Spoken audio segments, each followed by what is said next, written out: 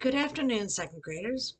This is Mrs. Bogrow, back to read another chapter of Roald Dahl, Charlie and the Chocolate Factory. Today I'm only going to read one chapter because today's chapter is a decent size, but tomorrow's chapter, the next chapter, chapter 17, is too long. So I'm just going to read one today and then I'll put off chapter 17 till tomorrow. Chapter 16, The Oompa Loompas. Hold on, I've got to get my glasses on. Forgot my glasses.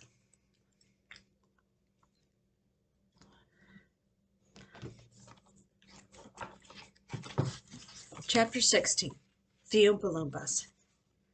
Oompa Loompas, everyone said at once. Oompa Loompas! Imported direct from Loombaland, said Mr. Wonka proudly. There's no such place, says Mrs. Salt. Excuse me, dear lady.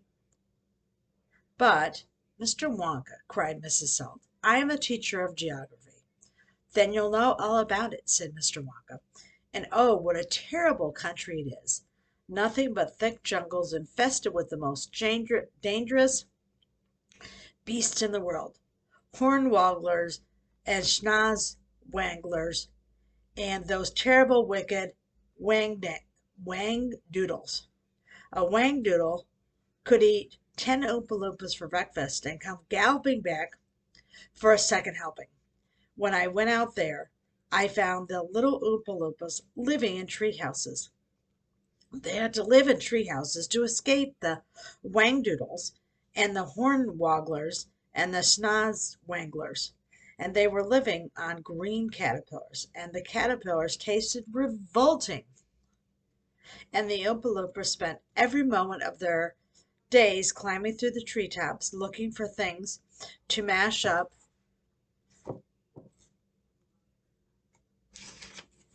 with the caterpillars to make them taste better. Red beetles, for instance, and eucalyptus leaves, and the bark of the bong bong tree, all of them beastly, but not quite so beastly as the caterpillars. Poor little Oompa Loompas, and the one food they longed for more than any other was a cacao bean.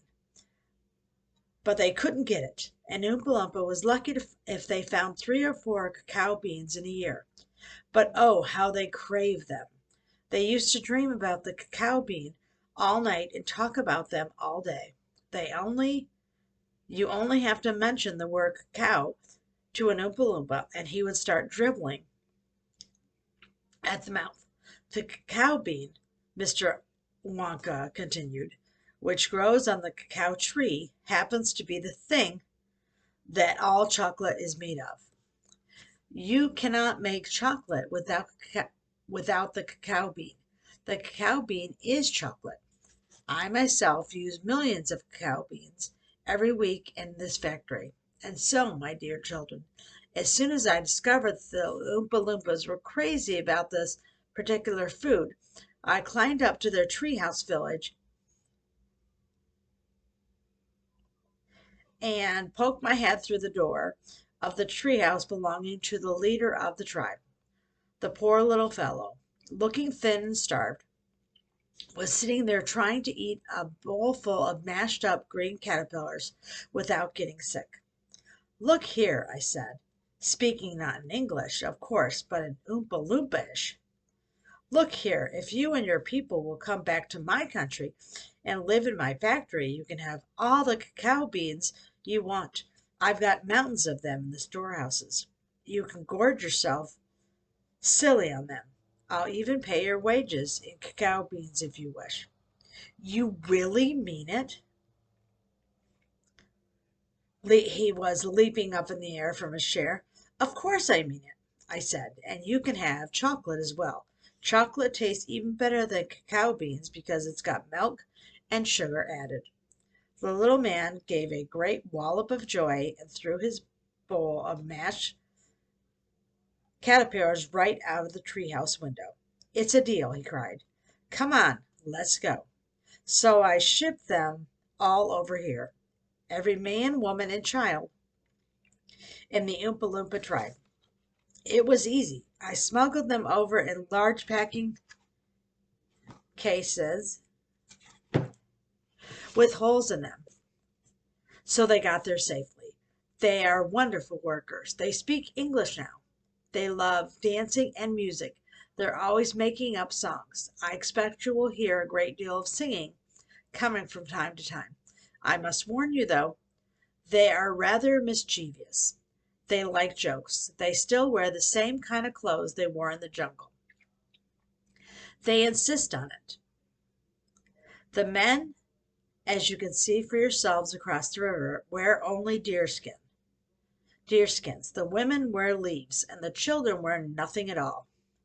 The women use fresh leaves every day. Daddy! Shouted Veruca Salt, the girl who got everything she wanted. Daddy, I want an Oompa Loompa. I want you to get me an Oompa Loompa. I want an Oompa Loompa right away. I want to take it home with me. Go on, Daddy. Get me an Oompa Loompa. Now, my pet, the father said to her. We mustn't interrupt Mr. Wonka. But I want an Oompa Loompa, screamed Veruca. All right, Veruca, all right. But I can't get it for you this second. Please be patient. I'll see that you have one before the day is out. Augustus, shouted Mrs. Gloop. Augustus, sweetheart, I don't think that you better do that. Augustus Gloop, as you might have guessed, had quietly sneaked down to the edge of the river, and he was now kneeling at the river bank, scooping up melted chocolate into his mouth as fast as he could. Oh, I wonder what Chapter 17 is going to be about. Chapter 17, which I will read tomorrow, is Augustus Gloop Goes Up the Pipe. Have a wonderful evening, and I will see you again tomorrow.